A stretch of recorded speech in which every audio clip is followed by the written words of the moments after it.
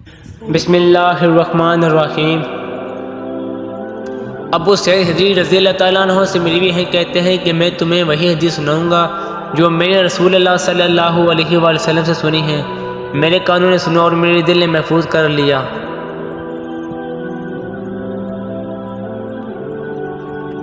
ایک بندے نے نمرے قتل کیے، پھر اسے توبہ کا خیال آیا۔ اس نے زمین پر موجود سب سے بڑے عالم کے بارے میں پوچھا تو اسے ایک آدمی کا پتہ دیا گیا، اور ایک روایت میں ہے کہ ایک راہب کا وہ اس کے پاس آیا اور کہنے لگا، میں نے نمرے قتل کیے ہیں، کیا میرے لیے توبہ کی کوئی گنجائش ہے؟ وہ کہنے لگا، کیا نمرے قتل کرنے کے بعد بھی توبہ کی گنجائش ہے؟ اس نے اپنی تلوار نیام سے نکالی اور اسے بھی قتل کر دیا اور 100 کی سزا مکمل کر لی۔ پھر سے توبہ کا خیال آیا، اس نے زمین میں موجود سب سے بڑے عالم کے بارے میں سوال کیا تو اسے ایک عالم آدمی کا پتہ دیا گیا۔ وہ اس کے پاس آیا اور کہنے لگا، میں نے 100 آدمی قتل کیے ہیں، کیا میرے لیے توبہ کی گنجائش ہے؟ اس عالم نے کہا، تمہارے اور توبہ کے درمیان کون سی رکاوٹ ہے؟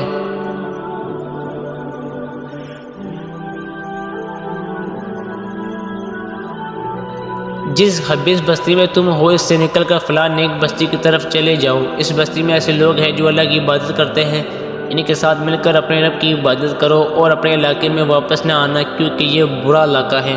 وہ شخص نیک بستی کی طرف چل پڑا۔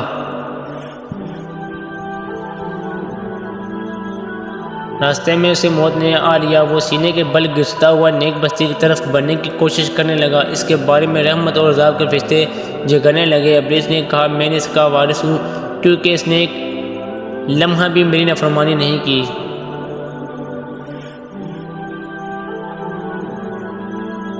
جبکہ رحمت کے فرشتوں نے کہا، یہ اپنے دل سے اللہ کی طرف متوجہ ہو کر توبہ کی غرض سے نکلا تھا۔ عذاب کے فرشتوں نے کہا، اس نے کبھی کوئی نیکی نہیں کی۔ تب اللہ عز و جل نے ایک فرشتہ آدمی کی صورت میں بھیجا، وہ اس کے پاس جگرا لے کر وہ کہنے لگا،